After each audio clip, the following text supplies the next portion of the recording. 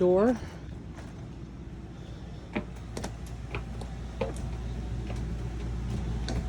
It has large picture windows, panoramic windows,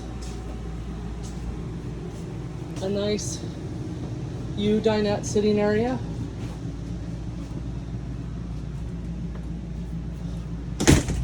bunk beds for extra sleeping. This is the bathroom. And again, the door to the exterior. It has a cabinet for storage, has a little cabinet for storage down there. We've added these racks on the walls for towel storage, and it comes with a nice large walk-in shower with a skylight for extra headroom.